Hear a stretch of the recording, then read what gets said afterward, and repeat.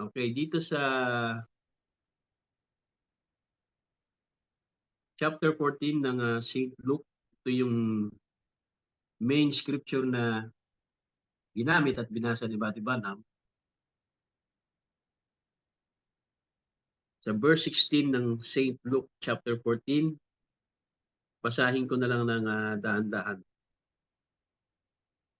And then said he unto him, a certain man made a great supper and bade many. Ito ay parable.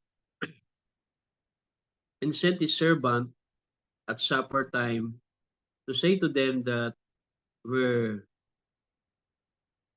bidden, come, for all things are now ready. And they all with one consent began to make excuse. The first said unto him, I have bought a piece of ground, and I must needs go and see it. I pray thee, have me excuse. Verse 19, and another said, I have bought 5 yoke of oxen, and I go to prove them. I pray thee, have me excuse. And another said, I have married a wife, and therefore I cannot come. So that servant came and showed his lord these things. Then the master of the house, being angry, said to his servant, go out quickly into the streets and lanes of the city and bring it hither the poor and the maimed and the halt and the blind.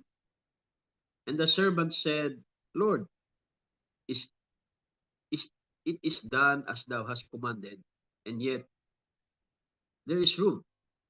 And the Lord said unto the servants, go out into the highways and hedges, and compel them to come in, that my house may be filled.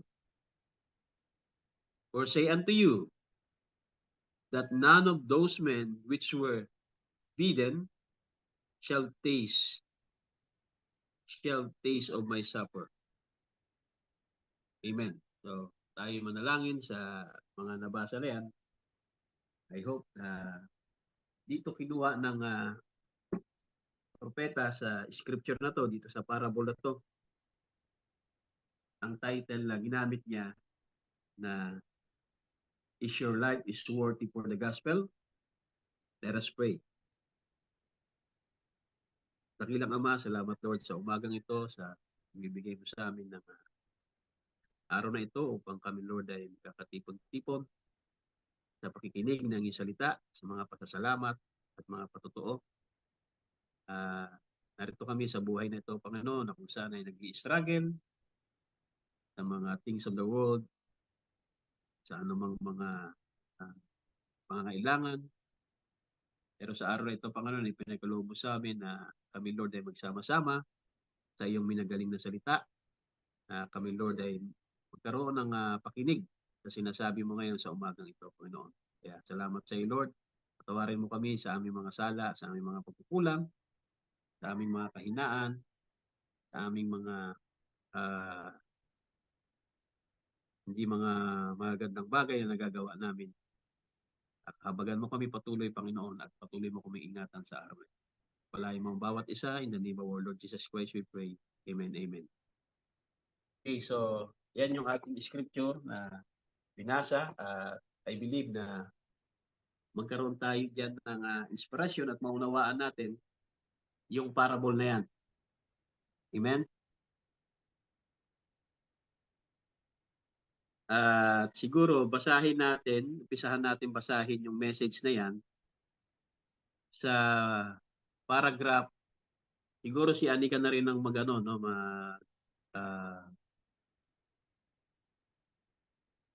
hindi ba nakikita yung screen ko? Hindi nag-load pa. Ako na lang po mag-share. Okay. Sige, ikaw na lang yan. Nasa message na is your life is worthy? Is your life worthy of the gospel? Yan yung pinaka-title. Is your life? paragraph 31. Ay hindi, paragraph ano na kasi binasa na natin yung the very scripture. Paragraph 32. Para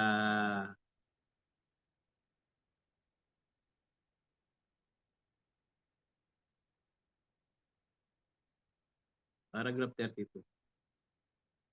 Andiyan na?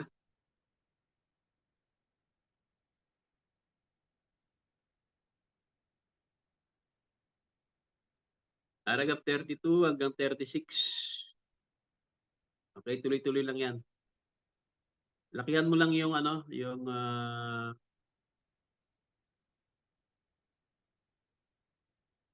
lakihan mo lang para nababasa. Kung hindi man ay siguro makinig na lang tayo ng matalas, no? Pipilitin ko na maging malinaw yung pagbabasa at pagsasalita. Wala kasi tayong laptop ngayon, wala computer. Sira kasi desktop, no? Okay na? Okay, so sa paragraph 32 ng message na is your life is worthy the gospel. At nabasa natin yung the very scripture na ginamit ni Buddy Branham. Nakita natin na yung master ay nagkaroon ng invitation, no, pag-aanyaya. Amen? May inanyayahan siya na mga karakter dito. At nakita natin yung mga inanyayahan ay nagkaroon ng mga excuses. Okay? At yung isa, ang excuse niya ay bibili siya. Sabi niya dito, sa verse 18, the first said unto him, I have bought a piece of ground. So bibili siya ng lupa.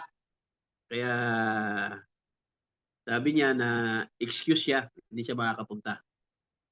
Okay? Yung sa verse 19 naman, ay hindi rin siya makakapunta, no, doon sa invitation ng master. Dahil nga siya ay bibili ng 5 yoke of oxen. Business. Okay, business din, no? May importanteng lakad. Business to kasi bibili siya ng mga 5 yoke of oxen. Yung isa din, business din, bibili ng lupa, property. At yung isa naman na inayahan, na sinabihan, ay hindi rin makakapunta. Humihingi din na excuse din siya dahil nga siya ay married a wife, mag-aasawa. Okay, so yung tatlo na sinabihan na ini-invite ng master para sa isang piging ay hindi makakapunta dahil sila ay busy, no? Yung isa ay bibili ng property, yung isa ay bibili ng 5 yoke of oxen, yung isa naman ay magpapakasal, mag-aasawa. So kaya nakita natin dahil nga hindi makakapunta yung mga in-invite ng master at sinabihan niya ang kanyang lingkod. Sa verse 21, nung malaman pala nung master na hindi makakapunta yung tatlong in-invite. Okay? So the servant came and showed his lord these things. Then the masters of the house being angry. Okay, so nagalit. Kasi special invitation yun na ibinigay niya doon sa tatlo. At doon sa tatlo, walang isa doon na available dahil sila ay busy. Okay, may mga gagawin sila sa buhay na mga mahalagang bagay. 'Di ba? Yung negosyo, mahalagang bagay sa buhay yan Dito sa buhay natin, 'di ba? Hanap buhay yan. Pag hindi ka naghahanap buhay, wala kang pagkain. Pag sinabi ng boss mo na kailangan mong umattend, attend ka kasi boss mo yan, hindi mo paghandian. Pag sinabi ng boss mo na mag-overtime ka at hindi mo kayang hindian, mag-excuse ka. Tama, sa invitation, ay hindi makapunta Brad, may pasok ako, kailangan dahil kailangang mag-overtime, kasi maraming babayarin, maraming bilihin. Yung isa naman ay gano'n din, no? Bibili din siya ng 5 yoke of oxen. So maaaring type din ng business. Okay? Livelihood. So busy siya, kailangan niyang unahin muna yung pagbili ng kanyang para sa kanyang negosyo o sa kanyang hanap buhay. Hanap buhay din 'to. Yung isa naman ay pag-aasawa naman. Hindi siya makaka-attend, hindi siya makakapunta dahil nga. So nung malaman ito ng master ay nagalit ito. Kaya sabi niya doon sa servant, go out quickly. Saan niya pinapupunta yung servant? Doon na sa mga kalsada. Sabi niya, sige, hindi sila available. Yung 3 pinaimbitahan ko ay hindi sila available. Kahit na galit yung master, sabi niya, sige, lumabas ka sa mga kalsada, sa syudad, and brings in either the poor, yung mga mahihirap, yung mga maid, sugatan, the halt, and the blind. Okay? Yung may mga sakit, diba? Type ng healing service. And the servant said, Lord, it is done. And thou hast commanded, and yet there is room. So, sabi niya, meron pa rin room, hindi pa rin puno. Diba? Nagawa ko na yung sinabi niyo, napuntahan ko yung mga kalsada, diba? Dalhin ko yung mga halt, yung mga blind, yung mga maid. At nagawa ko na, pero Panginoon, there is a room. Okay? And the Lord said unto the servants, inutusan ulit ng Panginoon yung servants niya, pumunta ka naman sa mga highways. Kanina, doon sa mga street. Okay, dito naman, dahil nga meron pa ring rooms. Okay? Pumunta naman sa highways, yun naman yung utos. And hedges, and compel them to come in. Diba? Ibig sabihin, kung sino-sino na lang i-invite sa mga nasa kalsada, nasa mga highway, mga in-invite, yung may mga sakit pa. Diba? Pero yung mga special invitation na ibinigay doon sa 3 ay walang naging available. Amen? Ibig sabihin, mga special person yun para doon sa master. Kaso yung 3 na yun, ay mga special person ay hindi sila naging available dahil meron silang mga mahalagang bagay na gagawin sa buhay. Yung isa ay bibili ng lupain, yung isa ay bibili ng oxen, yung isa naman ay mag-aasawa. Kaya ang ginawa niya, ang in-invite na lang ay yung mga nasa kalsada. Okay? Mga unbelievers. Okay? At nung yung room ay meron pang place, sige, pumunta ka naman doon sa mga highways. Invite mo yung mga tao doon. Okay? At yun nga ang ginawa ng servant sa verse 22, and the servant said, Lord, it is done, and thou hast commandment, and yet there is room. Yun na. Kaya ang inutos naman ay pumunta naman sa mga highways sa verse 23. And the Lord said unto the servant, go out into the highways and hedges and compel them to come in that my house will fill. Para mapuno. Para mapuno daw yung kanyang sangbahayan. Okay? Kasi hindi nagpuntahan yung talagang mga special person na pinai-invite niya. Okay, so para mapuno at matuloy yung tinatawag na piging, ay in-invite niya yung mga tao na nasa labas. Okay?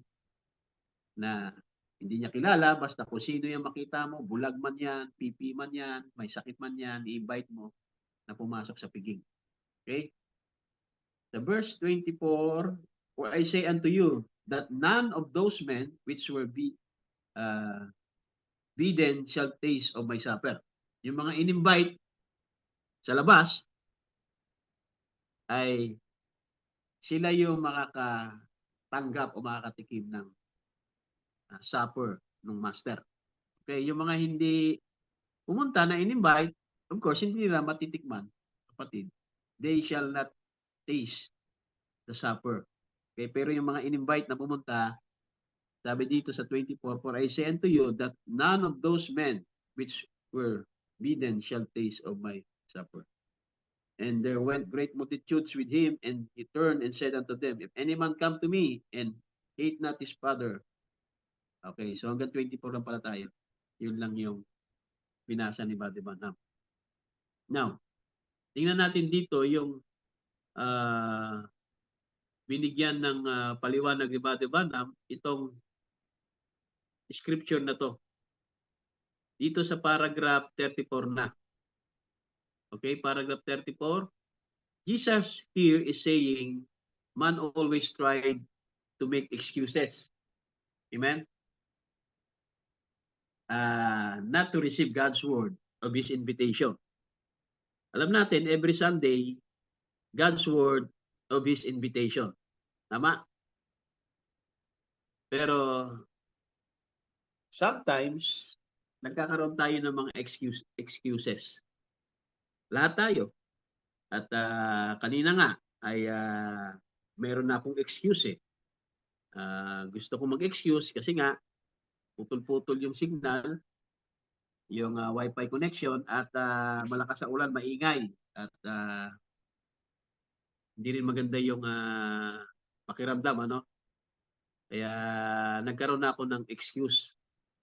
At kanina nga ay nagkaroon na ako ng announcement, no? Na kung saan ay after ng ilang minuto ay binura ko rin dahil nag-suggest si Anika na try ko na mag-data.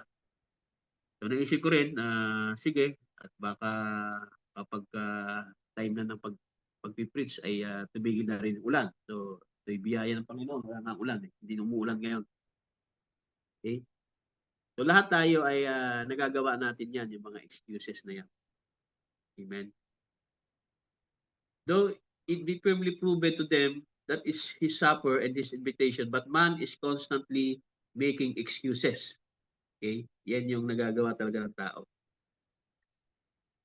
Now we see when God gives a man an invitation and to do something or to receive the invitation that is given him and he turns it down. Then there's nothing left after mercy is part but judgment.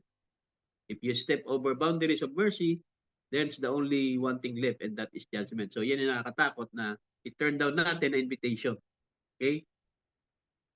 Yung mercy na ipinagalob ng Panginoon na ini-invite tayo na pumasok sa kanyang mercy at kung yan ang i-turn down natin, yun na yung una't huli na turn down na gagawin natin. Amen? Kaya sabi dito, it's happened most every age in the Bible. At nangyari yan nga sa panahon ni Noah, tinurn down nila ang gospel na pinapangaral ni Noah. Sa panahon din ni Moses, panahon ni Elijah. Okay? They made excuses. Paragraph 38. They made excuses in the days of Moses. They made excuses in the days of Elijah. They made excuses in the days of Christ and they made excuses today.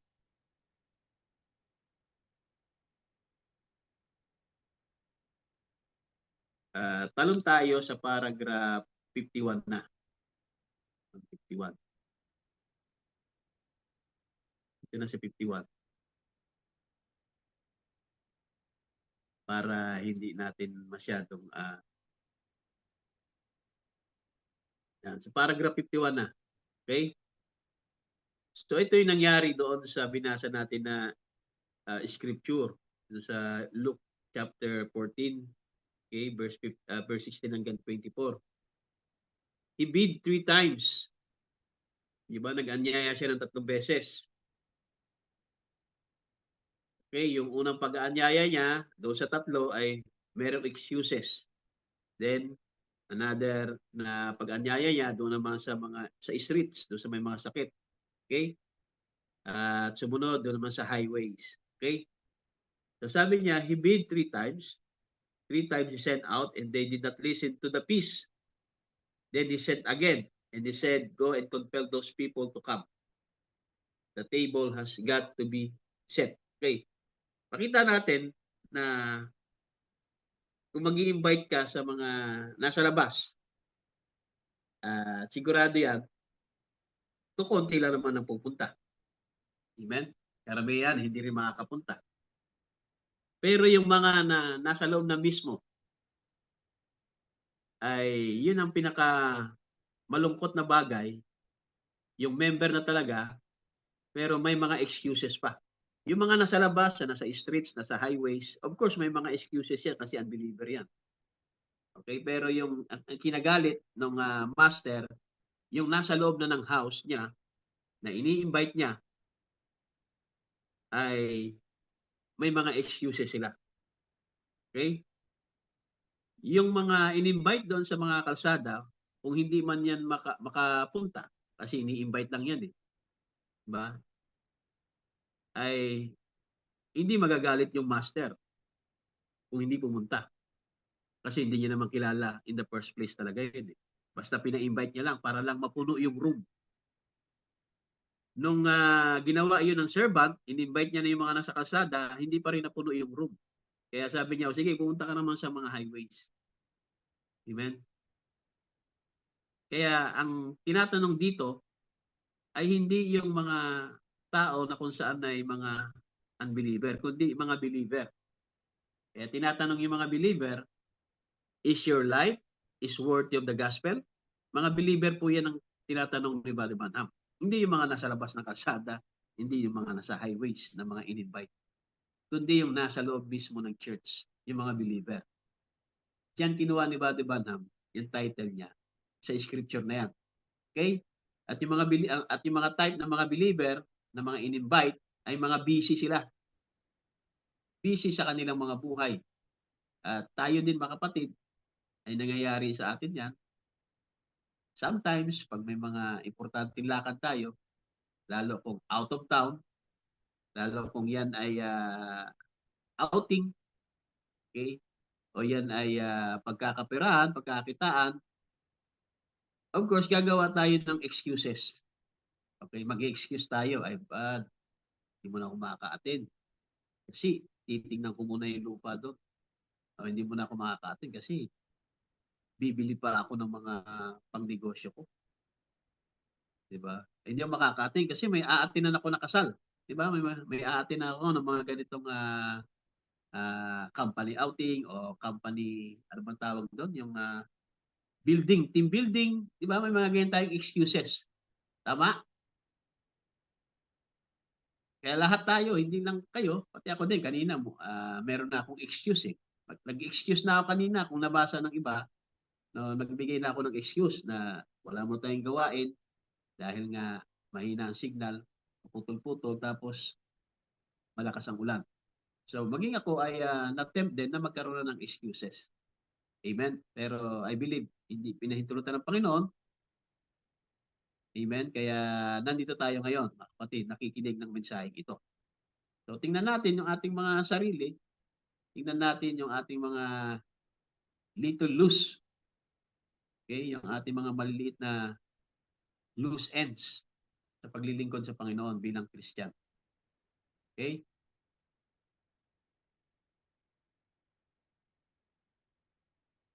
Italo na natin sa yan, dito sa last part ng paragraph 56. And this is eternal life, and to refuse to do it, one day you cross the line between judgment and mercy, and then you won't have the privilege to come and receive. Ito yung isang beses lang natin ito turn down, ay hindi tayo makakabalik. Itong eternal life. Amen? Kaya nga tayo nandito, kaya tayo nagpapatuloy, kaya natin tinanggap si Kristo dahil we want eternal life. Amen? Tama? Kung kailangan natin yung healing, pag may sakit tayo, ay nanalangin tayo. How much more ang eternal life? Okay?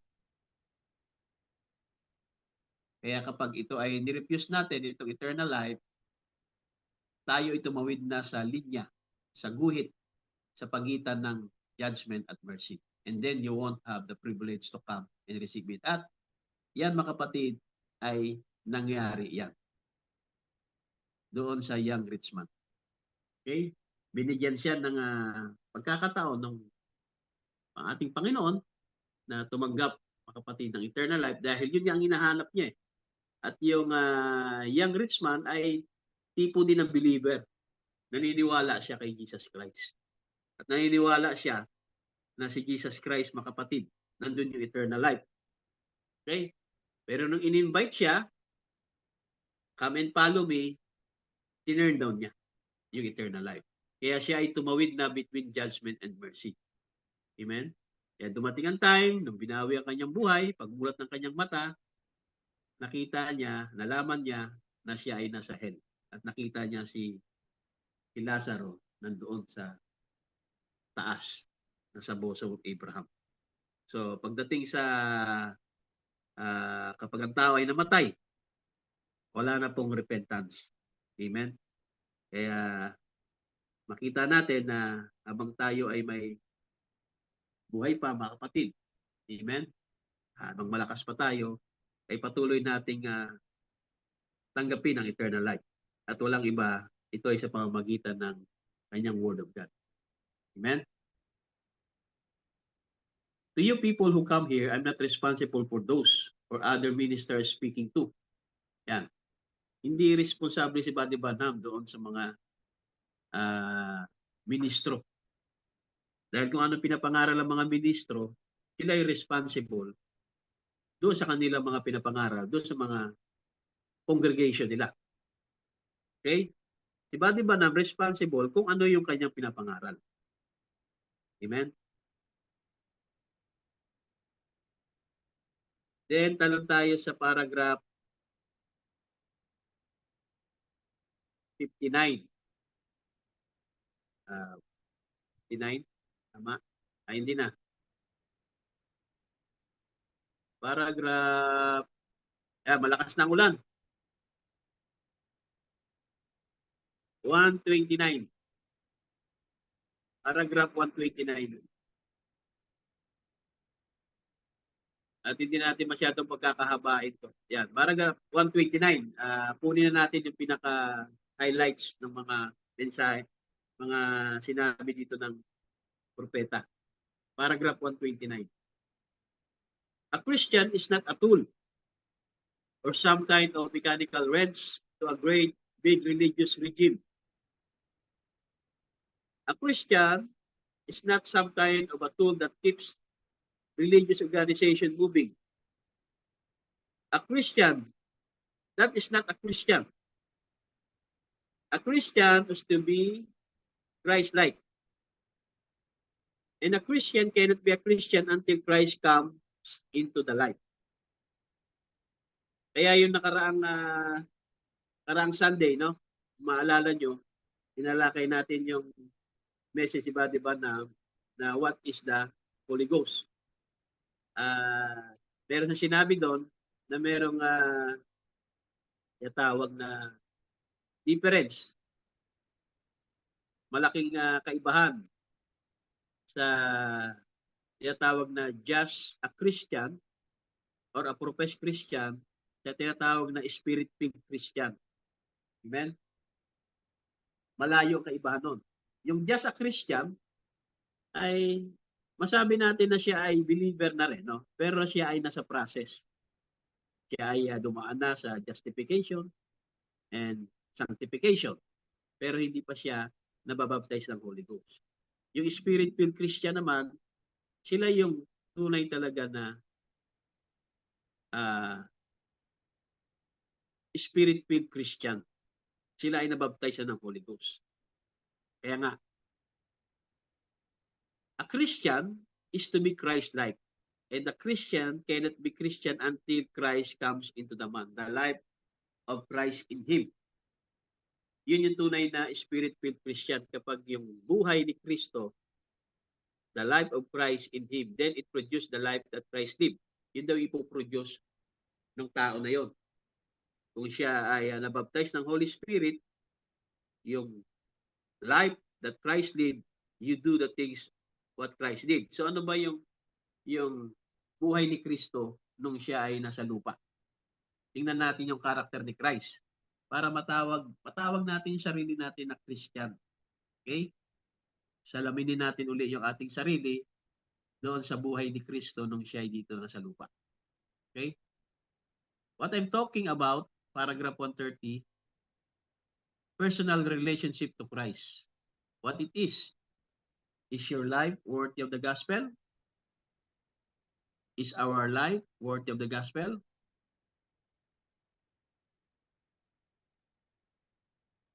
Paragraph, dito tayo sa paragraph 137 na.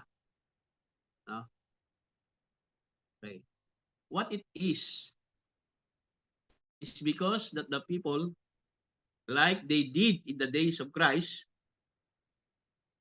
ito yung days of Christ, like they did in the every age, they find an excuse. Maging sa panahon ni Jesus at sa mga kapanahon na dumating ay merong mga excuses sa mga tao. They have their own creeds. You might not want to say, I bought a cow. I got to see whether she will work or not, or give milk, or what stock she is. You might not have that excuse. Hindi tayo pwede magkaroon ng excuse. Kaya nga, di ba, kapag may mga importante tayong lakad, ay nag-excuse tayo. Tama? Nag-PPM sa akin, nag-excuse. At yan ay okay yan, no, sa akin. Excuse kayo, okay yan. Okay? Pero sa Diyos, hindi tayo pwede mag-excuse. Tama? Kaya nga, nung nag-excuse yung tatlo, nagalit yung, sino nagalit? Yung master, yung Lord. Tama? Pero yung servant, hindi siya nagalit. Tama? Hindi niya naman pinagalitan yung tatlo na nag-excuse eh. O sabihin mo sa Panginoon na hindi mo na ako makaka-attend. Diba? Hindi nagalit yung servant. Okay lang sa kanya yon, kasi servant siya. Pero ang nagalit, mga kapatid, yung Lord, yung Panginoon, yung master ang nagalit. Kaya sabi ko nga, pag nag-excuse kayo, hindi tayo magagalit. Dahil lahat naman tayo may mga excuse eh. Diba? Kahit ako, minsan, gusto ko rin mag-excuse na wag na magawain. Kanina, na-tempt na ako na mag-excuse. Diba? Kaya kung nag-excuse tayo ngayong araw na to, hindi tayo nagawain, ay magagalit talaga sa akin ng Panginoon. Kaya salamat sa Panginoon dahil hindi nangyari na mag-excuse tayo sa gawain ngayong umaga. At I believe magagalit sa akin ng Panginoon kung talagang tinuloy ko na wala tayong gawain ngayon. Tama ba? Agree ba kayo na magagalit sa akin ng Panginoon kung talagang tinuloy ko na walang gawain ngayon? Amen? Amen. Amen. Amen. Diba? Magagalit ang Panginoon. At mananagot ako sa Kanya kung hindi ko itinuloy ang gawain ngayon. Kasi meron akong excuse eh. Maulan, may signal. Diba? Kaya hindi kayo magagalit sa akin. Tama? Diba? Kung walang gawain ngayon, hindi kayo magagalit sa akin. Kasi may excuse ako eh. Ganon din kayo. Kapag mag-excuse kayo sa akin, hindi ako magagalit sa inyo. Ipag-pray ko pa kayo. Na ingatan kayo kung ano man yung gagawin nyo sa araw na ito. Kung may mga lakad man kayo sa araw ng linggo, mag-excuse kayo, hindi ako magagalit. Bagkos, i-bless pa sa prayer, di ba? At tulad ng ibang mga kapatid natin, amen? Isama natin sila sa prayer, yung mga hindi nakaka-attend. Okay? Ay, isama natin sa prayer. Meron silang excuse. Pero sa Panginoon, ay hindi tayo pwede mag-excuse. Magagalit ang Panginoon talaga. Kaya nga, kapag ang Panginoon ay nagalit, may mga consequences. We will reap what we sow. May mga consequences. Kaya kailangan, nagawa natin yan, handa tayong tanggapin yung mga consequences. Amen? Doon sa mga excuses na ginagawa natin every time na meron tayong mga mahalagang lakad. Tama? Ay, may pupuntahan akong kasal. Eh. May pupuntahan akong outing. Pagdadrive ako, may nagpapadrive sa akin. Papasama. Diba? Sayang dito, kikita din ako. Diba? Nangyayari, hindi. Totoo yan. At alam ko yan. Amen? Kaya, mag-excuse tayo sa servant, hindi magagalit yung servant. Pero sa Diyos, pag nag-excuse ka, magagalit kayo. Kaya nga nagalit. Di ba? Sabi doon sa verse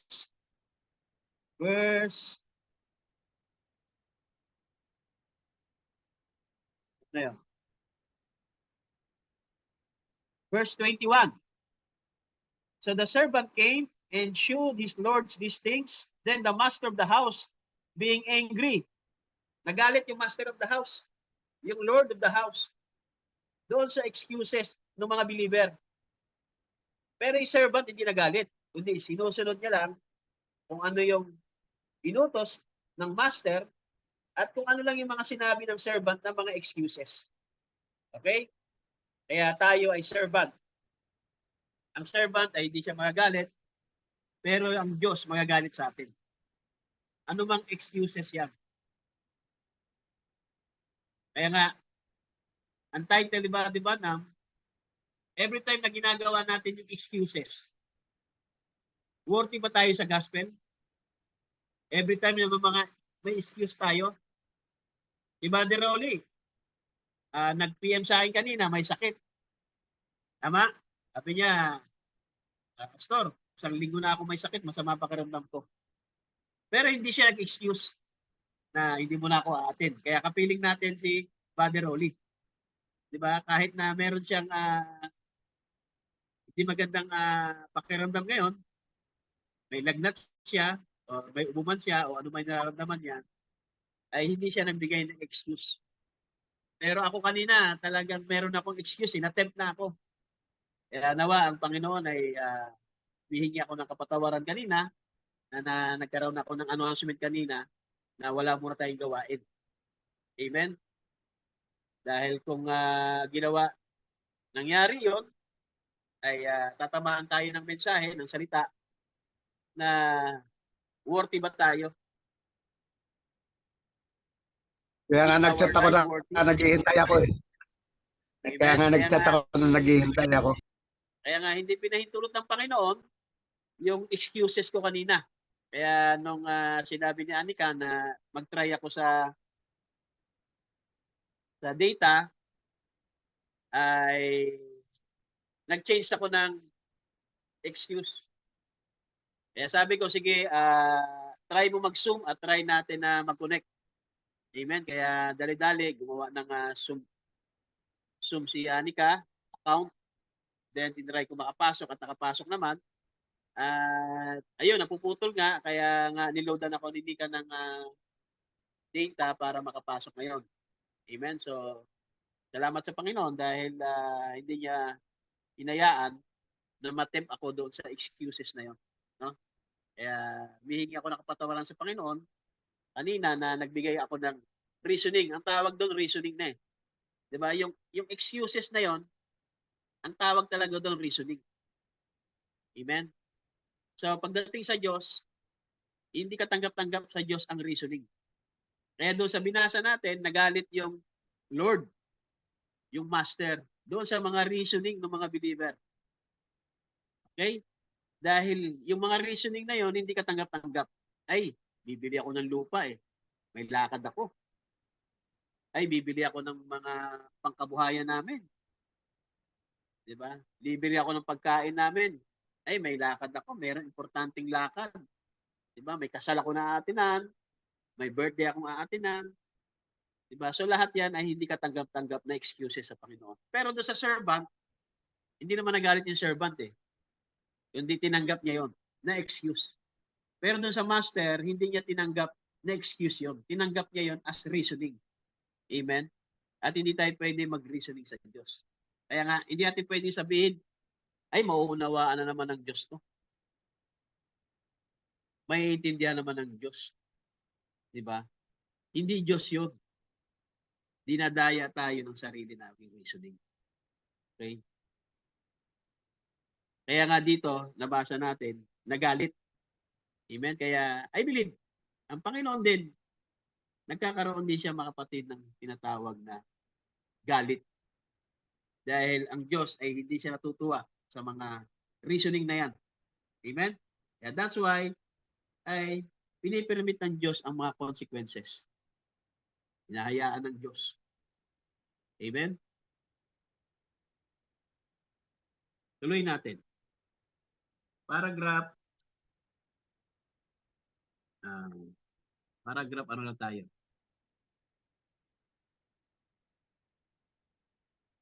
One 40. 138. So 138, Christians, you must have a personal relationship to God. Amen? Yun dapat ang mauna. Hindi yung relationship natin bilang magkakasama dito sa hindi dapat magkaroon muna tayo, may-establish muna natin yung personal relationship to God. So paano tayo magkakaroon ng personal relationship to God? Sa pamamagitan ng panalangin. Kaya nga, lagi tayo manalangin, lagi natin kausapin ng Panginoon sa panalangin. Hindi lang kapag may kailangan tayo. Diba? Hindi lang pag tayo may pagsubok, hindi lang pag tayo ay may sakit, tsaka natin kakausapin ng Panginoon. Eh, sabi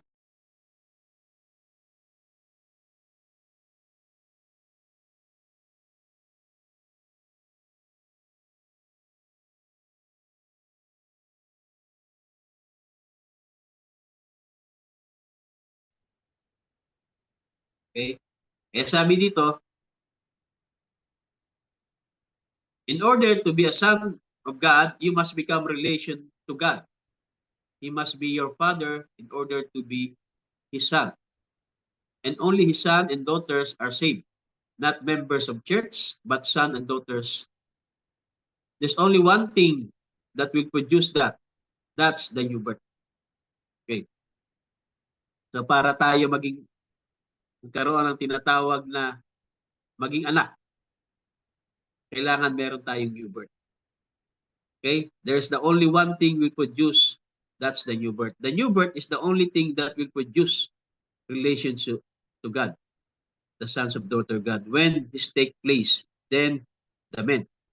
Yung new birth na tinutukoy na yan, mga kapatid, ay walang iba, yan yung eternal life. Amen?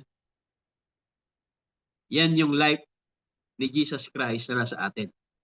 Okay, yan yung new birth dyan. Tuloy natin basa. Sabi niya, the new birth is the only thing that will produce relationship to God. Okay? Sa 39, here's the question I want to get you. Merong tanong. Merong tanong kay Buddy Banham. Okay, ito yung tanong. The man says, what do we do? Anong gagawin natin then after we've been born again? Yan yung tanong. What do we do then after we've been born again? So many ask me that question. What should I do then, Brother Banham? If you're born again, your entire soul is changed. Tama?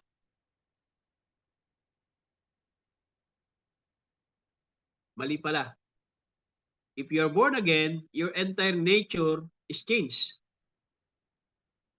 You are dead to the things you once thought.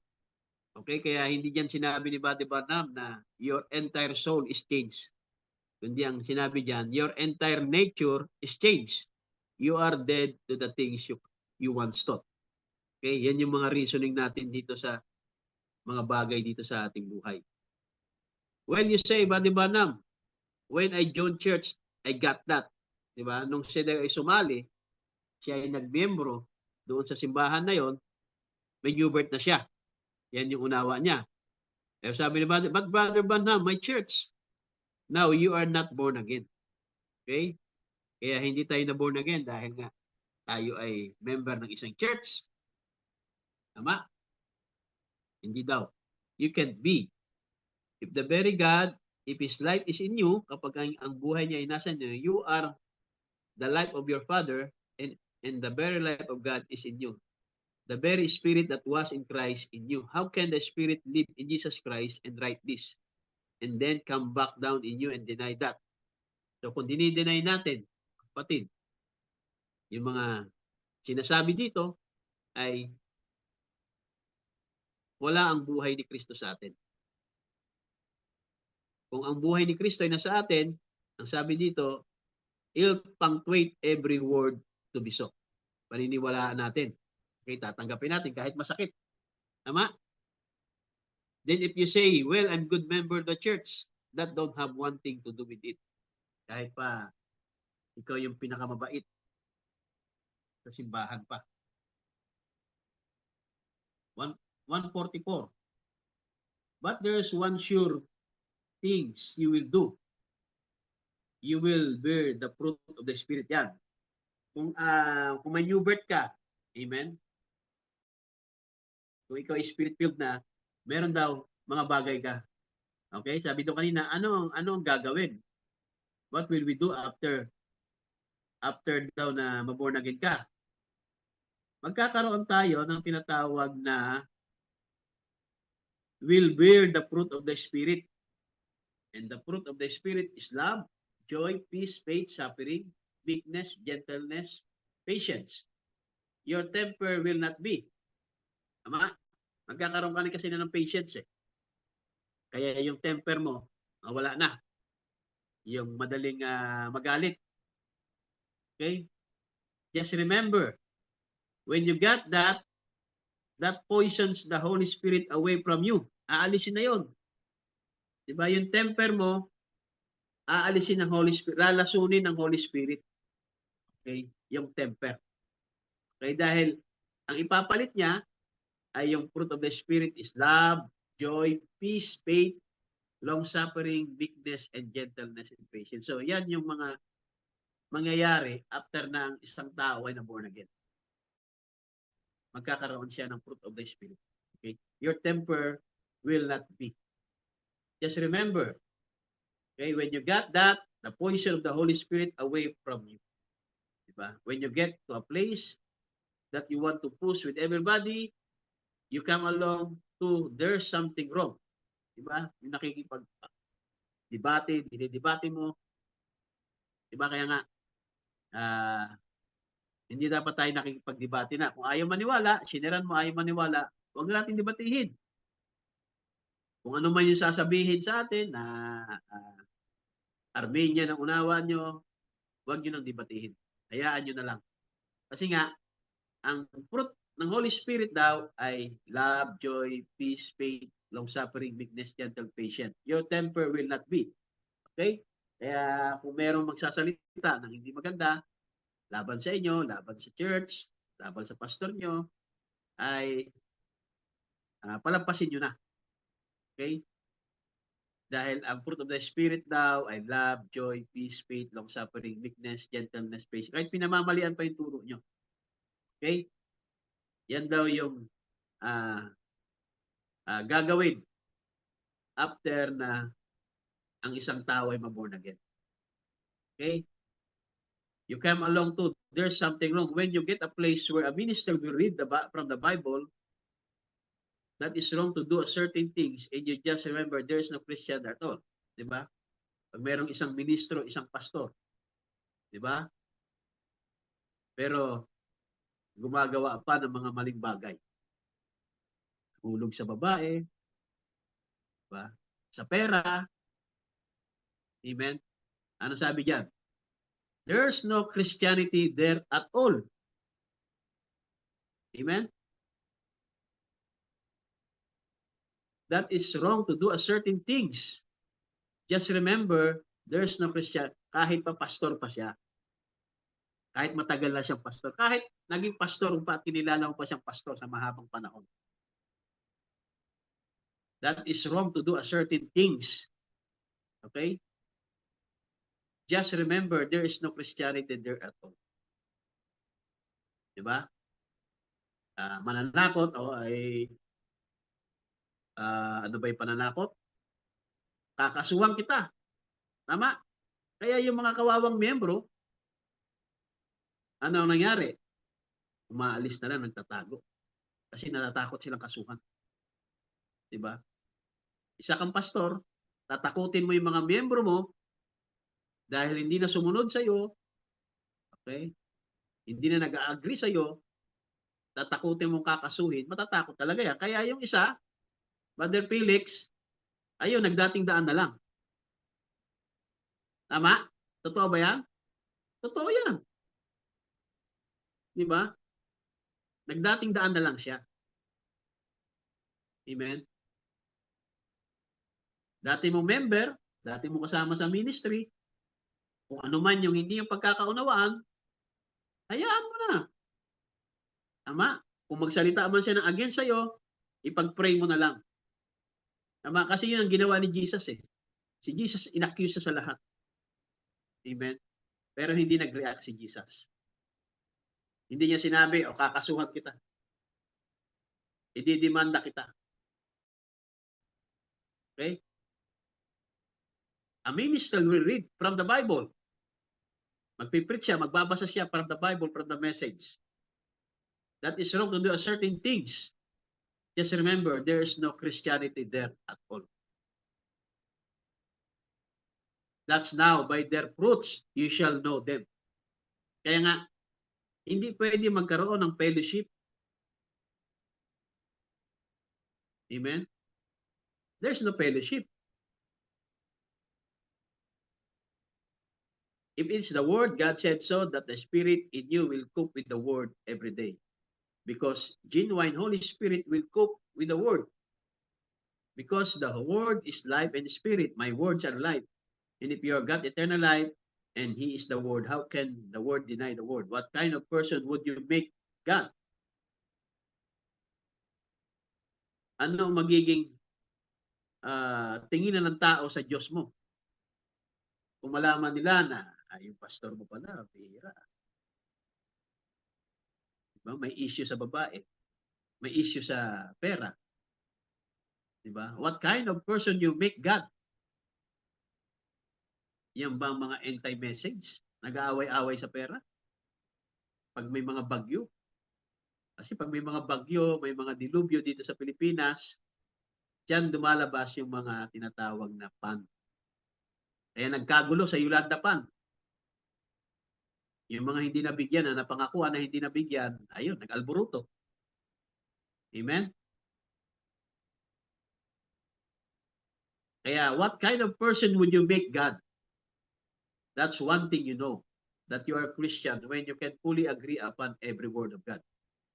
And you find yourself in love with your enemies. Yan.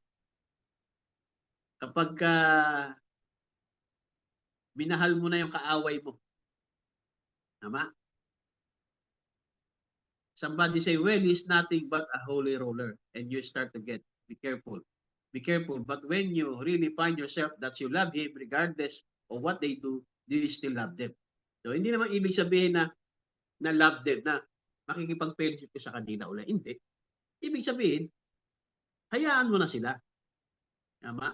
Huwag mo nang atakihin pa sa social media, huwag mo nang bakbakan, di ba? Huwag mo nang i-expose sa social media, di ba? O sa ibang tao. Tama? Pwede yan, i-expose yung character, tama? Yung mga ginagawa ng ganong klaseng tao. Pero yung atakihin mo personally sa Facebook, papangalanan mo pa, yun yung mali na nagagawin natin. Kaya hindi tayo nagbibigay ng pangalan, kundi ang ine-expose natin yung karakter ng tao. Okay? Pero hindi natin sila kaaway. Hindi siya kaaway. Amen? Hindi ko siya pinipersonal. Bagkos kapag tayo nangangaral, kailangan i-expose natin yung kind of a character para makita natin kung sino talaga yung tunay na ministro at yung hindi totoong ministro. Kasi kung hindi natin ipapangaral yan, hindi natin i-expose yung character, paano natin malalaman? Paano nyo malalaman kung sino talaga yung tunay na mga ministro ng Diyos? Amen? Then you beginning to find, and your patience gets from about that long. So magkakaroon ka na ng patience. Till it just don't have no end. Anybody just keep saying this thing about, well, I don't care what you say. Don't you get stirred up? If you get stirred up, you better to go pray first before you talk to them again. Don't get into pushes. Huwag nang makipagdebate. Kaya Brother Joel, hayaan mo na. Huwag mo nang debatihin pa. Na-share mo na, ayaw maniwala. Huwag mo nang debatihin pa o sabihan ng mga anumang bagay. Kung sinabihan na Arianism, hayaan mo na. Don't like to get in push. If you like to somebody raise up in church, say, you know what, I tell you so and so. You say, no brother, shame on you. If you say, oh, is that so? Listen to that scandal. Watch out. The Holy Spirit is not accessible. No, no, no. The heart is occupied by the Holy Spirit. Kaya yan ang Spirit-filled Christian. Kapag ikaw ay baptized ng Holy Spirit, the heart is occupied by the Holy Spirit. Is full of holiness, purity. Think it no evil. Do it no evil. Believe it all things. Endure it. Long suffering. Yan na yung gagawin ng isang nabaptize ng Holy Spirit. Don't push. Diba? Huwag nang makipag-away, makipagdebate. Diba? Kaya pag alam na natin na ganyan na siya, hayaan na natin, huwag na natin kausapin. Diba? Ganyan na talaga siya. Wala na tayong magagawa. Diba? Kasi kung patuloy mo pa rin kakausapin at patuloy pa rin naman siyang makikipagdebate sa'yo, ikaw na may problema niyan. Diba? Don't push. When the family gets and push, don't push with them. Your mother said, I ain't having you go up there, the old church anymore. Diba? Kahit yung nanay mo ay magsalita ng mga hindi maganda tungkol sa simbahan. Okay? Don't push with her. Huwag ka nang sumagot-sagot pa, huwag mo nang awayin, huwag ka nang makipagdebate pa. Ang sabihin mo lang, okay, mother, it's all right. I love you just the same. I'll be praying for you as long as you live. Diba? Don't push. Temper breeds temper. Yan. First thing you know, you grieve the Holy Spirit away from you. You'll be pushing back. Kapag pa nakipagdebate ka pa, ano magigrieve? Yung Holy Spirit. Tama? Then the Holy Spirit take its flight. Aalis. Kaya kapag mahilig ka makipagdebate, makipag-away, di ba? Yung Holy Spirit ay take its flight. Kaya kailangan daw natin ng tempers. At ang temper na yan ay kapag nabaptize tayo ng Holy Spirit. Yung fruit of the Holy Spirit, yung love, patience, suffering. Okay? And love breeds love. Be full of love. Jesus said, this will all men know you are my disciples. When you have love one another, that's the fruit of the Holy Spirit. So, yan yung fruits of the Holy Spirit, yung love. Amen? Ibig sabihin, kung dinidebate ka, inaaway ka, huwag mong debatehin, huwag mong awayin. Tama? Hindi yung makikipag-fellowship ka pa rin. Alam mo na nga, mali na nga Mali na nga yung turo Alam mo na nga yung buhay niya Makikipag-fellowship ka pa rin. Tama? Kailangan natin mag-separate sa kanila. Pero, huwag natin silang ituring na kaaway. Okay? Ipag-pray natin sila na one day, makita nila ang katotohanan, one day magbago sila. Pero yung aawayin mo pa, didibatihin mo, lalo makikipag-debate ka sa social media. Amen? Hindi yan fruit of the Holy Spirit. Hindi yan new birth. Ang new birth, mga kapatid, meron tayong fruit of the Holy Spirit. Amen? And did you know you are a little creator yourself? You know that, certainly, paragraph 151. You've seen people that you just love to be around. You don't know why. Just that loving type of person. Have you seen that? Just as kind. As kind. There you are, like to be around them. Okay, may mga tao na gusto natin na kasama natin. Tama? Gusto natin, nakikita natin sila. Just as kind, there you like to be around them. That's they create the atmosphere by the life they live. The way they talk, their conversation. Diba? Yung mga gusto natin kasama, of course, yung sinabi nga na same feather flock together. Kaya yung gusto nating makasama, yung pareho natin ng feather. Eh yung ayaw nating makasama, of course, yung hindi natin kapareho. Tama? Kaya nga, kapag hindi natin nakikita ang bawat isa, nami-miss natin, amen? Dahil gusto natin makasama sila. Pero yung same feather, tama? Pero pag hindi natin same feather, ayokong kasama. Yeah, that's why hindi niyo ako makikita sa iba-ibang mga grupo na nagpupunta doon at nakikipag ministerial meeting doon. Amen? Hindi niyo ako makikita. Kahit yung mga dating kasamahan na natin, na dati nang nakasama natin, na sila ay may sarili ng grupo, ay ayaw ko rin silang makasama sa ngayon. Pero hindi ako galit sa kanila. At ang sa akin, kung hindi natin same feather, we cannot flock together. Amen? Basta same feather, flock together. Kung hindi natin same feather, hindi tayo pwede mag-flock together. Kung meron silang sariling grupo, maging masaya sila dun sa grupo nila. Meron tayong sariling grupo dito, maging masaya tayo dito sa grupo natin. Amen? But it doesn't mean, kung hindi tayo kasama sa grupo nila, ay kaaway natin. No. Love them. Yan yung fruit of the Spirit. Ibig sabihin, ipag-pray mo sila na pagpalain sila ng Panginoon, i-bless sila ng Panginoon, ingatan sila ng Panginoon. Yung ibig sabihin ng love your enemy. Huwag mo ipag-pray na sumpain kayo ng Panginoon. Impyerno kayo. Diba?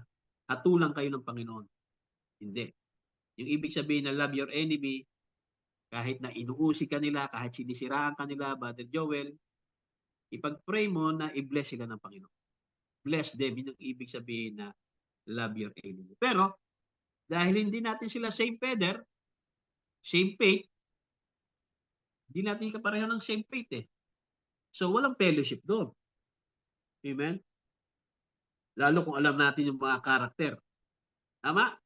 Alam natin, yung pastor na yan, pagdating sa pera, hulog. Pagdating sa babae, may issue. Tama? Yun ay hindi tunay na ministro pagdating sa Panginoon. Pero siyempre, sa congregation siya, sa mga taong naniniwala sa kanya, tunay siyang ministro. Pero pag tinignan mo sa Word of God, hindi yan tunay na ministro na born again. Dahil ang tunay na born again, makapatid na ministro, hindi siya magkakaroon ng desire na gawin yun. Kasi inalis na yung desire sa kanya. Yung buong nature niya, na-change na. So, hindi ka na magkakaroon ng desire. Tama? Babae, hindi ka na magkakaroon ng desire na mahulog sa pera. Amen?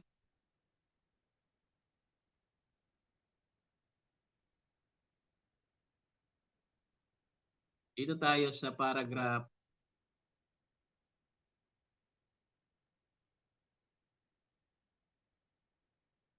Okay, dito meron ditong kwento si Buddy Banam, no? I went into a man's office. Pumunta siya doon sa opisina ng isang tao here in the city, and the man is a trustee sa isang church or deacon daw. So yung tao na pinuntahan niya doon sa opisina ay ang alam ni Buddy Banam ay isang trustee or deacon sa isang magandang simbahan. Pag sinabing Pine Church, malaking simbahan 'yan. Okay? So pumunta siya dun sa opisina. No? Sabi niya, I went into man's office here in the city, paragraph 151. Tama ba yan? Paragraph 151. Ayan. I went into a man's office here in the city, and the man is a trustee or a deacon in a Pine Church. I went there to see that man about some business. Yan. So, merong ang sadya ni Buddy Banam ay business purpose. Okay? And I get, sabi niya, I went there to see that man about some business. Hindi natin alam kung anong business yan, no? And there's a radio over there Ayun, napansin ni Buddy Banham doon sa opisina ng tao na yun, merong radyo at ang tugtog ay rock and roll and twist. Ever what it was, just as hard as I could go. 'Di ba? Na ano na si Buddy Banham, medyo nadismaya na siya. Kumbaga hindi niya na nagustuhan yung pinaka-climate doon sa loob ng opisina na yon dahil tumutugtog ng mga rock and roll yung sounds doon sa radio. I guess there was a 40 pin-ups in his office of nude women. Biro mo, deacon pa or trustee ng isang fine church. Meron pang mga picture daw ng nude women doon sa opisina. Now you could tell me how much deacon or how much more. You let me see what you look at and what you read and the kind of music you listen, the crowd you associate with. And I tell you what kind of spirit is in you. So si Buddy Banham pa lang, nadismaya na siya, di ba? Doon sa deacon na kakausapin niya doon for a business. Narinig niya pa lang yung tugtog na pinapatugtog na rock and roll at saka yung mga picture doon sa dismayado na siya. Di ba? Kaya kulang na lang sabihin ni Buddy Banham, hindi to tunay na born again. Tama? How much more? Kung malaman natin na mayroon isang deacon na nagkaroon ng adultery. Nahuli mismo ng asawa niya. Isang deacon ng church. Eto kay Buddy Banham, picture lang Tsaka sounds lang Nadismaya na si Buddy Banham. Diba? Hindi na siya naniniwala na ito ay tunay na born again. Diba? Kahit deacon.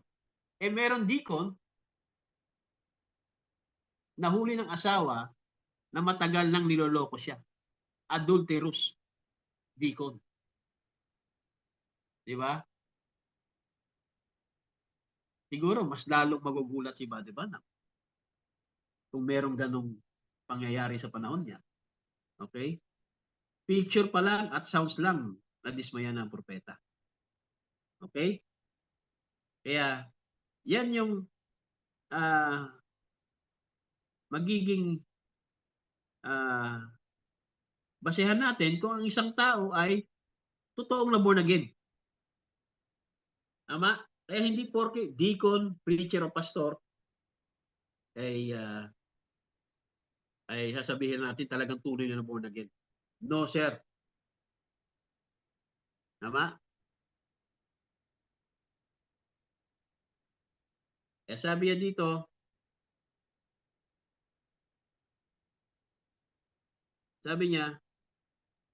the crowd you associate with, and I'll tell you what kind of spirit is in you. Kaya kung sino yung associate nyo palagi, malalaman ko anong spirit meron ka.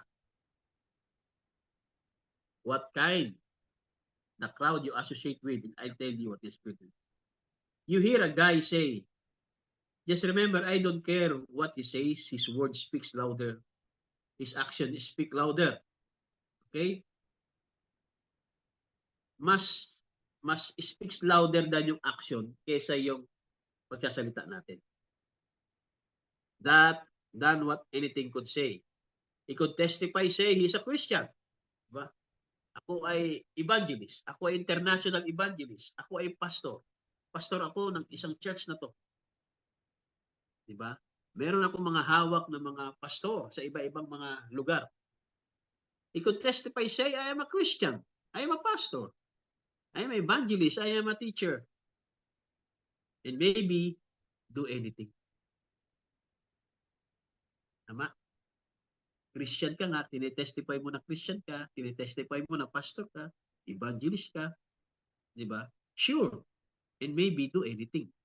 But just watch the kind of life he lives. That tells what it is. Kaya hindi yung dahil nagpipreach ka, may malaki kang simbahan, malaki kongregasyon mo, marami kang tinatawag na convert. Amen? Marami kang mga malaki yung mga pastor na hawak mo sa iba-ibang mga panig. Amen? Nakakapunta ka sa iba-ibang bansa. but you just watch the kind of life he lives. That tells what he is. Paragraph 156. Sabi dito, don't push with others and don't have these family pushes. I said love breeds love and tempers breed tempers. Now, let's look at Jesus just for a minute. Tingnan natin naman si Jesus. Kasi yung buhay ni Kristo ay nasa tunay na mananampalataya. Okay. He was your example. I hope you're not getting too tired. Let's look at Jesus just a minute. He was our example. He said, "For I have given you an example that you should do to others as I have done to you." Now watch. Okay? Si Jesus ang example. Okay?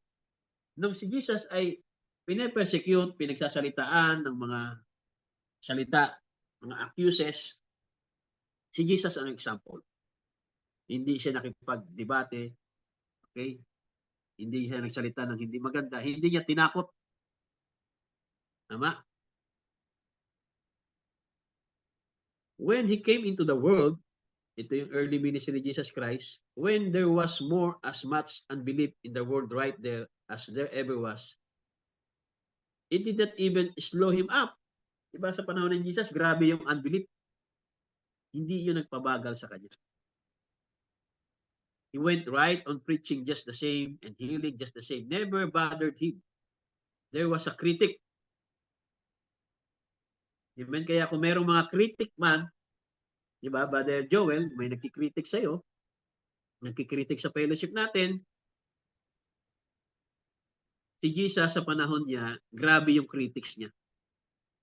There was a critic, the man was criticized from the time he was a baby. Simula pa lang nung siya ay baby, hanggang siyang ipinako sa krus, ini-criticize pa rin siya. Hanggang sa panahon natin. Pero sabi dito, did it stop him? Nagpatigil ba sa kanya yon, yung mga critics na yon? Nagalit ba siya? Gumanti ba siya? Nakipagdebate pa siya doon sa mga critics? No, sir. What was his goal? Always do that which the Father has written. Always do which please him. Look at Jesus. Talk about us humbling ourselves.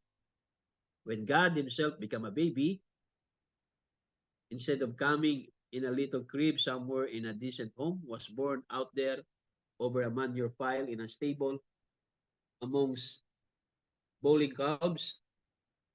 They wrapped him in a swaddling clothes, was off the neck of a yoke of an ox, the poorest of the poorest, and yet the creator of heavens and earth.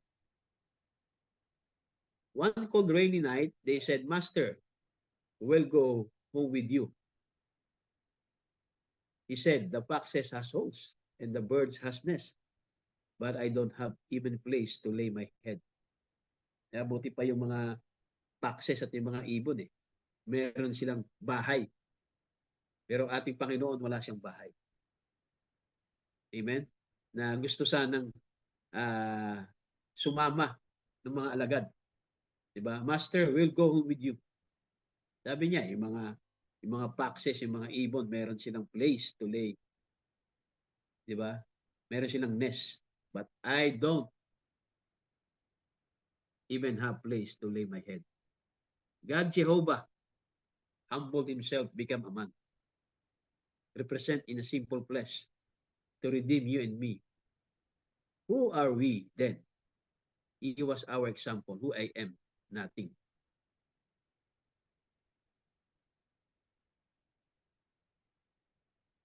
Paragraph 175. Paragraph 175. I said that's right. I think, well, that everything begin to break away when it comes to reasoning. Okay? Ito yung excuses. But when it comes to that hound, I stayed there. I was just about ready to say, then I will quit. Okay. Ito yung isang panahon sa buhay ni Brother Branham, ay kinuwento niya dito na ito yung asawa niya na si si Hope ay namatay.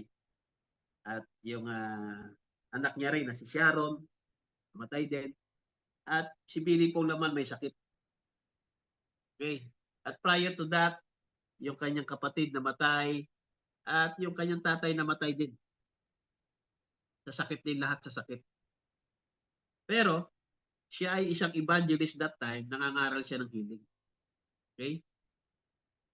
Pero pagdating sa family niya, walang healing. Lahat yun namatay sa sakit. Eh dumating ang time, nagkaroon na siya ng reasoning.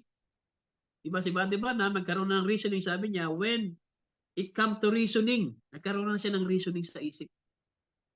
At sasabihin niya na sana na mag-quit na siya bilang evangelist. Diba? Dahil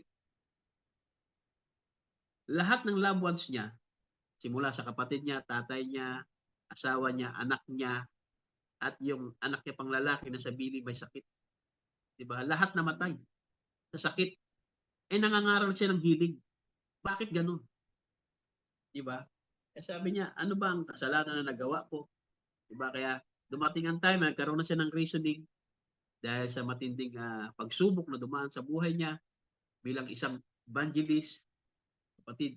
At sa kanyang mga prayer, may mga gumagaling, pero pagdating sa kanyang pamilya, walang healing. Okay, so nagkaroon siya ng reasoning, kaya sabi niya, I was just about ready to say, sasabihin niya na sa Panginoon. Mag-quit na siya. Yeah. Magre-resign na siya bilang evangelist. Titigil na siya sa field. Nung handa na siya na sabihin ito sa ating Panginoon, I was just about ready to say, then I'll quit. But when it got down till all the reasoning's powers had broken away, then it come to the eternal life. That new birth. Okay? Kaya yung eternal life, yung new birth dyan, yung eternal life na nandoon sa kaloob-looban, diba? Amen. Nung sasabihin niya na mag-quit na siya bilang evangelist, mga kapatid, pero dahil nandoon yung new birth, yung that eternal life, that new birth, what if it had not had been there? Paano kung wala yung new birth na yun? Kung wala yung eternal life na yun? What if it had not have been there? What if it had not have? We would not have known one another the way we do now. Amen? Walang Branham Tabernacle. Tama? Kung wala yung new birth sa heart ni Brother Branham, wala yung eternal life ng time na yan, na gusto niya na mag-quit. Amen? Dahil may reasoning na siya eh. Namatay yung tatay niya sa sakit. Namatay yung kapatid niya sa sakit. Namatay yung asawa niya sa sakit. Namatay yung anak niya na si Little Sharon sa sakit. Diba? Eh, nagpipreach siya ng healing. Tapos may sakit pa si Billy Paul. Amen? Kaya meron na siyang reasoning para mag-quit. Amen? Pero dahil nandun daw yung eternal life, paano kung wala yung eternal life? Paano kung wala yung new birth? Okay? Kaya, si Buddy Branham, makita natin dito sa quote na to, sarado pa selyo, may new birth na. Kasi yung new birth na tinutukoy niya, yun yung eternal life, little speck of life. Amen? Sabi niya, basahin niyo dito, no? Paragraph 175. But when I got down till all the reasoning's powers had broken away, then it come to the eternal life. That new birth, what if it had been there? Paano kung wala? Sabi niya, no one another the way we do now. This church could not been here like this. Walang Branham Tabernacle. Diba? Kung walang new birth si Buddy Branham that time na mag-quit na siya, matutuluyan na titigil na si Buddy Branham mag-evangelist. Walang Branham Tabernacle. Then when I thought, who am I? Anyhow, who am I to question His Majesty? Who am I to question the Creator that gave me the very life here on earth? who gave it to me, not mine anyhow. He just loaned her to me for a while. So doon na natanggap ni Brother Branham na hindi siya pwedeng questionan ng Panginoon bakit na namatay yung mga loved ones niya. Okay? Doon niya na-realize na pinahiram lang sa kanya yung mga loved ones na yon. Yung kanyang asawa, yung kanyang tatay, yung kanyang kapatid, yung kanyang anak, pinahiram lang sa kanya. Amen. Kaya hindi niya daw pwedeng questionin. Yes. Kaya ang nirebuke niya si Satanas. I said, Satan, get away from me. I went over, laid my hands on the baby. I said, God bless you, sweetheart. In a minute, Daddy will take you down, put you on the mommy's arms. The angel will fuck your little soul away, and I'll meet you in that morning. So, natanggap niya na. Yung death ng kanyang loved ones, yung kanyang asawa, yung kanyang anak, natanggap niya na. Na-realize niya na ito ay pinahiram lang sa kanya ng Diyos at wala siyang karapatan na questionin iyon sa Diyos. Amen? Just being intellectual, all broke away, but you got to have a personal relationship. You got to be born again. Okay? Kaya si Brother Branham, born again na that time. Amen? Before the opening of the seals, siya ay born again na. Amen? Kasi kung hindi siya na born again, walang mensahe. Walang Branham Tabernacle. Wala tayo dito sa message. Walang TMT. Amen? That's the reason ministers get away. Great church and things. 178. Sa 178. Just remember, Jesus humbled himself to death for you. He was not pushy. When they spit his face, they did not spit back. Nung dinuraan siya. Tama? Kaya grabe humble ang Panginoon. Tayo, salita lang. Mag-react tayo eh. Di ba? Pag inaccuse ka, nagsalita sa'yo, mag-react tayo. Binanatan ka sa social media, babanatan mo rin sa social media. Pero yung Panginoon, mas matindi. Dinuraan siya sa muka. Anong ginawa ng Panginoon? He did not spit back. They pulled his bird out. Hinila yung balbas. Hindi siya gumanti. When they slapped him on the one side of the face, the other, he never slapped them. Nung sinampal siya, hindi siya gumanti para sampalin. Kundi ano ang ginawa niya? He prayed for them. Yan yung ibig sabihin na love your enemy. Walk on humbly. He was an example of humility. Okay? Kaya, ito yung sinasabi na Jesus humbled himself. Amen? Kaya yan yung gagawin ng isang na born again. Amen? Hindi siya gaganti. Okay?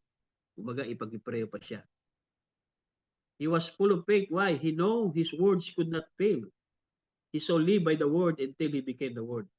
Let me hold my both hands to God before this audience. Let me live like that. Let this word so become that me and this word is the same thing. Let my words be this word. Let the meditation of my heart, let him be in my heart. So ito yung prayer natin. Yung mga prayer ba naman to? Maging prayer din natin. Let this word so become that me and this word is the same thing. Let my words to be his word. Yung salita natin ay to be his word. Let the mediation of my heart, let him be in my heart, on my mind. Tie his commandments upon the post of my intelligence. Tie them upon the post of my heart. Let me just see him. When temptation rises, let me see Christ. When things go wrong, let me see him. Kaya nga, pag may mga problema tayo, sabi dito, let me see him sa pamamagitan ng prayer. When I get ready and the enemy try to make me get angry, let me see Jesus. Kapag ginagalit ka, may gumagalit sa iyo, inaasar ka, tinutuya ka, amen. Let me see Jesus. What would he do? Okay, last, sa paragraph, 190. Okay, malapit na. Okay, I want to hold that word a minute. Though they call themselves Christian, tinatawag nila na sila ay Christian, sila ay pastors, sila international evangelists, amen? Sila ay bright body, they adopt creeds, man-made creeds to take the place of God's word. So they can take the creed because the man made it, but they afraid to lay their faith out there in the God that they claim, that they love. That's right. Hindi na kayang i-manifest yung humbleness o yung life ni Kristo. Di ba? Kapag ginalit mo sila, Brother Felix, ididimanda ka. Kapag i-expose mo, ididimanda ka. O sabihin na natin na panirang puri, ididimanda ka. Di ba? Kaya nga, nagpunta na lang doon sa dating daan eh. Di ba? Para sakaling idimanda man siya, mas malakas na grupo yung napuntahan niya. Di ba?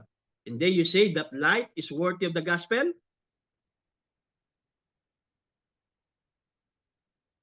Yung gumanti ka, tinakot mo, amen?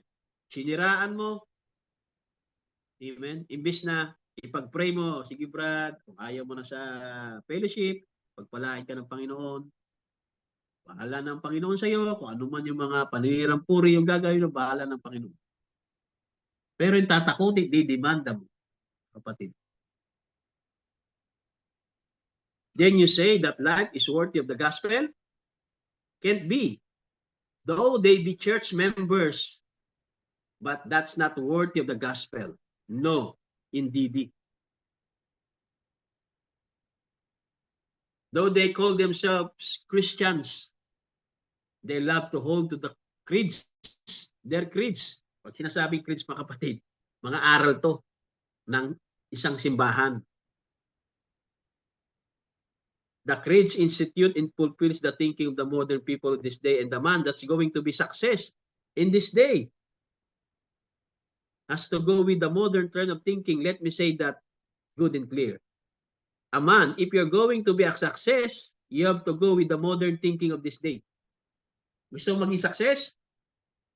Maging modern thinking ka, sama ka rin. Diba? Makipag-fellowship ka. Gusto mo ng simbahan? Gumurupo ka doon. Diba? Sumulat ka rin. Diba? Kaya nga yung isang pastor, hindi na dumaan sa kanya. Brother Felix. Dahil nabalitaan niya yung isang pastor, nakapagpagawa na ng simbahan. Ano bang ginawa mo? Bakit sa iyo nakarating kagad yung, sabi niya, dumirekta ka na kasi. Huwag ka nang dumaan doon. Yang ginawa niya, dumirekta na siya. Ayun, nakatanggap na. 250,000. Direkta na. Amen?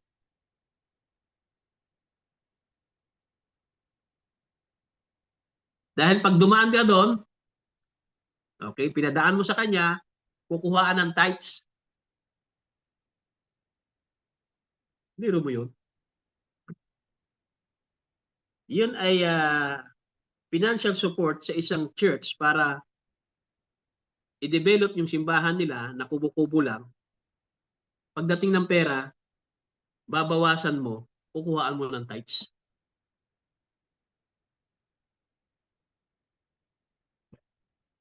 Hindi mo naman simbahan yun, hindi mo miyembro yun, pastor din yun.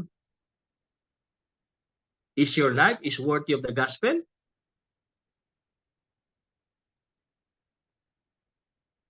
He can just stay there so straight and he never kept us over 15 minutes. Kaya sabi niya, shame on that pastor.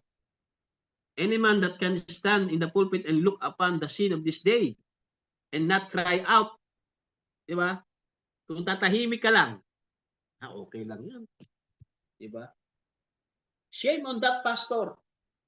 Any man that can stand in the pulpit and look upon the sin of this day and not to cry out, there is something wrong with that man. Di ba? Pastor ka, alam mo yung kasalanan na yun. O kahit ordinaryong miyembro ka na lang. Di ba? Hindi ka magsasalita against doon sa mga ganung corruption. Tahimik ka lang. Ano, comment ako dyan. Diba? There's something wrong with you. Tama? Kaya ako, lagi kong sinasabi dito. Dahil mga ngaral ako dito eh. Pastor ako dito. I stand against that. Amen? Pero dito lang. Dahil yan ay karapatan ko. Authority. Pero doon sa, kung pupunta ako sa grupo at ikukwento ko yun, hindi ko gagawin. Yun ay mali. Okay? Pero kung dito, yan ang sinabi dito na, shame on that pastor, any man that can stand in the pulpit and look upon the sin of this day and not cry out, and there is something wrong with that man. Kung hindi ka namumuhi sa ganong, tapos makikipag-fellowship pa tayo doon. Diba? Pupunta tayo, dadalawin natin. Eh, ini-invite nga ako eh. Ayoko makipag-fellowship. There's something wrong with me. Alam ko na yung kalikuan. Tapos makikipag-fellowship ako. Amen? Kahit sabihin nila, walang pag-ibig, di baling wala nang pag-ibig, hindi ako makikipag-fellowship sa'yo. Pero hindi yun ang tunay na pag-ibig. Pag tunay na pag-ibig, pag-pray mo sila, na umaba pa buhay nila, pag-pray mo sila na ma-realize nila na makapagsisi sila, ma-realize niya yung mga ginawa niyang kalikuan, makapag-repent siya, bago siya bawian ng buhay, yun ang pag-pray natin. Pero yung makikipag-fellowship, babalik ka doon, makipag-fellowship, makipagkamayan, o kain tayo, diba? In-invite ka, punta ka, o attend ka. Diba? Kaya nga yung isa, in-invite eh. Oh, birthday ko, Brad, attend ka. Hindi siya pinatayo. Sumama loob. Hindi siya pinag-preach. Diba? Kaya shame on that pastor, any man that is stand in the pulpit and look upon the sin of this day and not cry out. I always cry out. Diba? Lagi ko sinasabi sa inyo yan. Para maging alerto tayo kung sino yung mga dapat nating i-fellowship. Amen? He's not worthy of the gospel that he claims to be preaching. So by doing so, they make themselves excuses by saying now, look my congregation. Diba? Laki ng congregation. Eh. Diba? International evangelist pa nga, ang proclamation eh. Amen? Look my congregation.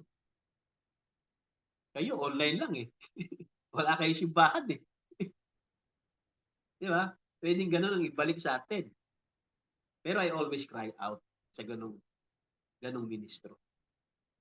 Amen. Pero, hindi ko siya pinagpipray na magkaroon ng dilubyo. Hindi ko siya pinagpipray. But of course, I wish and pray na magkaroon pa siya ng time na makapagsisi. Amen? Na ma-realize niya. Yun yung love your enemy. Ipag-pray mo, you cry out, pero huwag mong ipag-pray na atulan sila, paluin sila. Ipag-pray mo na ma-realize niya yung kanilang kamalian. Amen? Yun yung love your enemy. Huwag mo nang dibatihin, huwag mo nang puntahan at dibatihin pa, huwag mo nang bakbakan sa social media para dibatihin at sabihin mali ka, mali yung turo mo. No. Hindi yun yung Espiritu ni Kristo. Amen? Jesus Christ, tahimik. Ina-accuse siya kung anong mga sinasabi sa kanyang accuse. Amen? Sinampal na, dinuraan na, tahimik siya. Kaya nag-humble makapit. Sa 195, any church member that side in with such stuff as that. Tama? Ito na. Kanina yung pastor eh. Shame on that pastor. Ayan, any church member naman that side in with such stuff as that. Alam mo ng mali, alam mo na yung kamalian, alam mo na yung kabuktutan na ginagawa niya. Tahimik lang. Hindi ka nagko-comment. Pero patuloy pa rin ang fellowship with such stuff as that and call themselves a Christian and go out here and live. Amen? And the woman bobbing their hair and wearing clothes. And the Bible says for the men carrying on the way, doing now for godliness, taking drinks and smoking cigarette. Yan. Okay? And the people that put up with such that and sort of life is not worthy of the gospel. Marrying several times, becoming deacons at the church, even pastors, and so forth. Mga adulterer, becoming deacons at the church, and even pastors and so forth. Marrying several times. Okay pa to, marrying. Eh yung illicit affair. Tama? Meron mong illicit affair.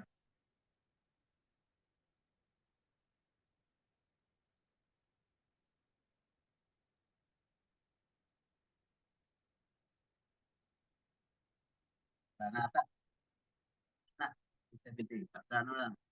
250. Paragraph 250. Tapos na tayo. Paragraph 250.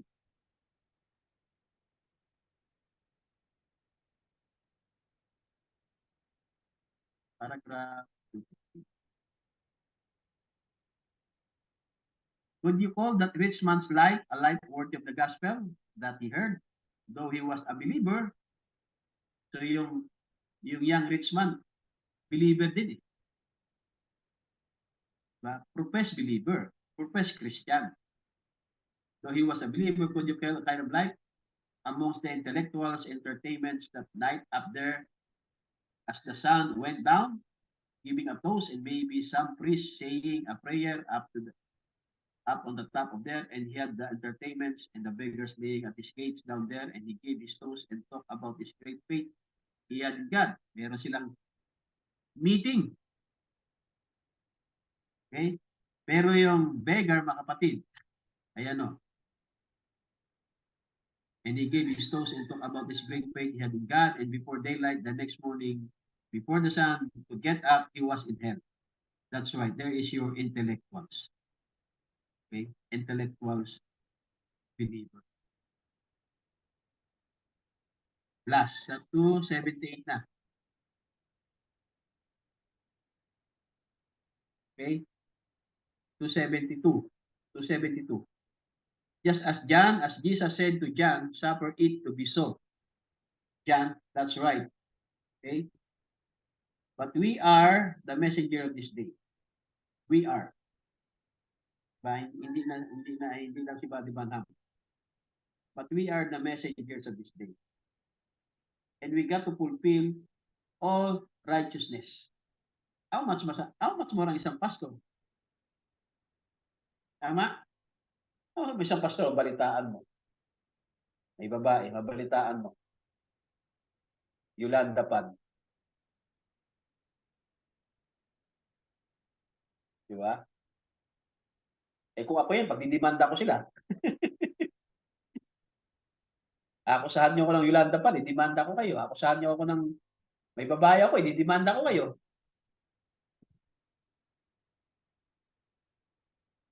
Legally, tawag doon, legal. Legal way. Akusahan ka ng hindi totoo, pwede mong daanin sa legal. Tama?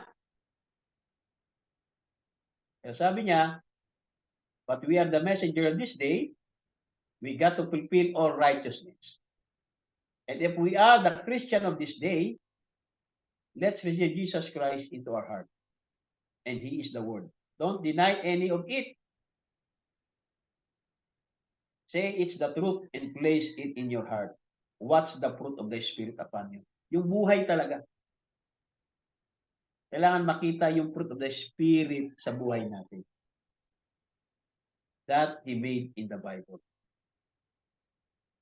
My prayer to those in the radio, the tape lang, and those that are present, yung nasa Abraham Tabernacle, yung mga nasa radio, at saka yung makakuha ng tape, in-address niya yan, may the God of all grace of heaven shine His blessed Holy Spirit upon us all. Yan talaga yung kailangan natin.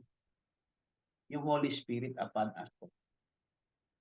That we from this night henceforth can live a life that God would say, I will please, I will bless, I will please.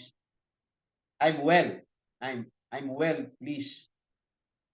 Enter into the eternal joy that's been prepared for you since the foundation of the world. Ito yung tinitiko kanina ni Brother Felix na graduation. Enter into the eternal light joys that been prepared for you since the foundation of the world. Okay? At ito ay para lang makapatid. Amen. Doon sa mga tunay na mga mananampalataya. Na ang kanilang buhay ay worthy sa gospel. Okay? Kaya ang title is Your Life is Worthy of the Gospel. Para i-claim natin na enter into eternal joys that prepared for since the... Diba? Kini-claim ba natin yan? Kini-claim ba natin na enter into the eternal joy that been prepared since the foundation of the world? Tama, kini-claim natin yan eh. Amen? Pero ang tanong ngayon, is our life worthy of the gospel? Worthy pa tayo dyan? Nasasabihin, enter into the eternal joy. Worthy ba tayo dyan? Amen? Kaya we should cry out. Ano yung mga mistakes? Kailangan mag-cry out tayo. Amen? Kaya makita natin yung mga mistakes natin, yung mga little loose. Dahil yung mensahe natin nakaraang linggo ay i-inspect ng Holy Spirit yung ating mga little loose. I-inspect niya yan. At hindi niya tatatakan. Amen? Hanggat meron siya nakikitang mga little loose na yan. Kaya, last, sabi dito, be a reputable Christian. For we are aliens here. This is not our home. Diba? Kaya, maging ano tayo, spiritual minded. Diba? Wala nga forever dito sa flesh, dito sa lupa, walang forever. Pagdating sa buhay natin dito. Kasi nga, tayo ay mga aliens lang. This is not our home. Our home is above. We are sons and daughters of God, of King. Let our lives be a reputable life.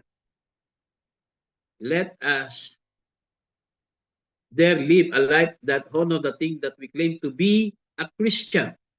And if you cannot live that kind of life, then stop being called a Christian. Stop being called a pastor.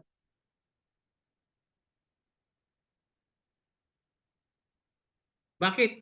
Kung hindi mo makikita ang buhay ni Kristo sa taong iyan, then stop being called a Christian. Stop being called a pastor. If you can't live that kind of life, then stop being called a Christian. Because you are only being reproached upon the cross. Magiging reproach ka lang kay Kristo. Diba? Kaya mahirap na mag-claim ng Christian. Now, much more, mag-claim na pastor ka o magpapastor ako. Tapos meron kang reproach. Yung pastor mo, babaero eh. Yung pastor mo, matako sa salapi eh. Yung pastor mo, nahulog sa pera. Diba? Sa Yolanda Pan. Oh. Eh, yung pastor mo eh, nangupit sa tights box eh. Sabi ng isang brother, nag-repent na eh. Pero hindi makakalimutan yan kapag nag-away sila ulit. Di ba, Brother Joel? Di ba? Reproach na yan. Dinukot yung tights box ng isang simbahan. Whether na magdahilan ka, hindi, nagkamali ako siya ng hulog. Eh. Ang tunay na honest na tao, kung nagkamali ka ng hulog, di sabihin mo, Pastor, nagkamali ako ng hulog. Eh. Ang naihulog ko, 1,000 eh. Dapat 200, 100 lang itatides ko eh.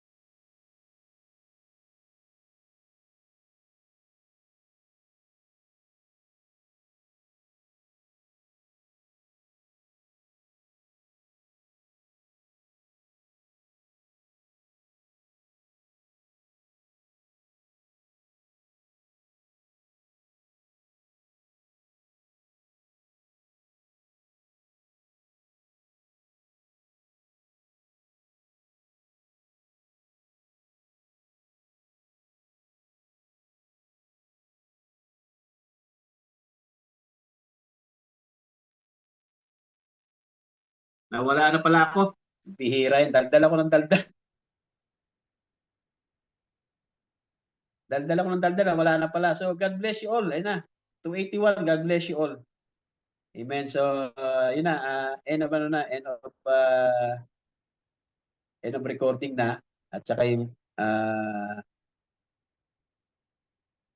screen. Okay, balik na tayo. So, yun lang. Tapos na, mga kapatid. Yung ating mensahe ngayon, I hope na naging mas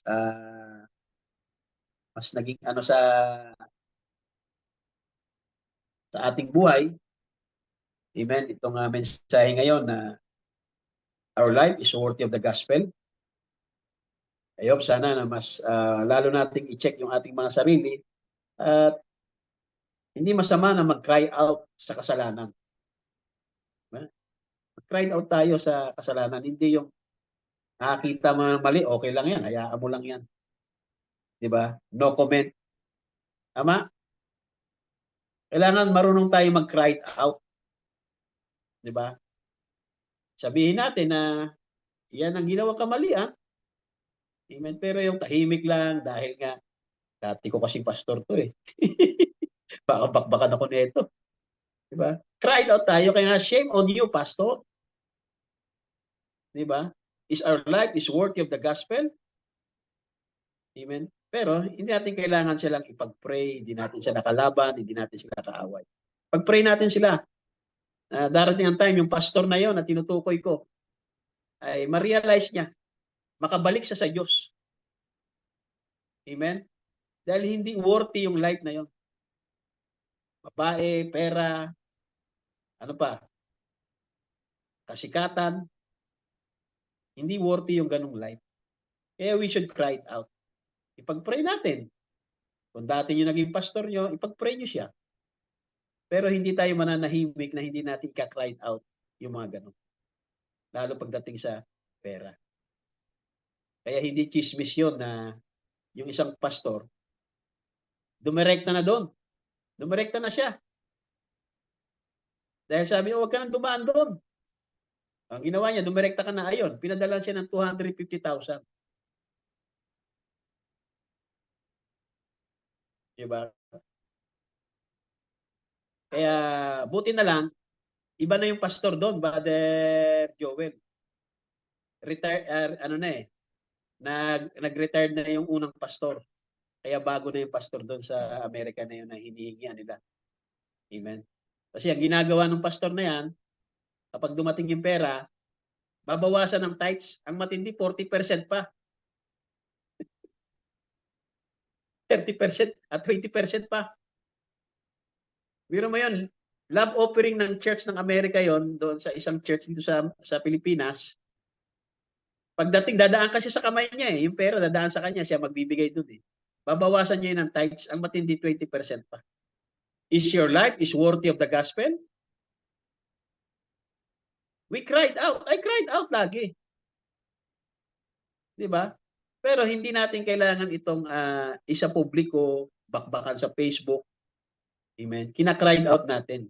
Na yung ganong klase ng mga ministro, yung buhay nila hindi worthy sa gospel. Di ba? Hindi ba natin kaya sabihin yun? Yung ganong buhay ay hindi worthy sa gospel. Nahulog sa babae, nahulog sa pera. Is your life is worthy of the gospel? Di ba? Kaya nga yung sinasabing love your enemy, di pag-pray natin na sana dumating ang time kung siya ay malapit ng kunin ng Panginoon, makapag-repent siya. Kung hindi man, hindi na nating problema. Pero hindi natin kaaway. Okay? Yan yung ibig sabihin na love your enemy. Amen. Pero hindi tayo mananahimik na hindi tayo magka-cried out. Tama? Amen? Hindi tayo gaganti, pero hindi ibig sabihin na hindi tayo magka-cried out. Amen? Kaya ako, lagi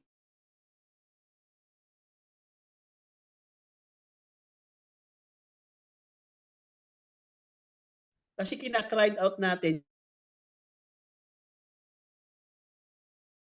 at dito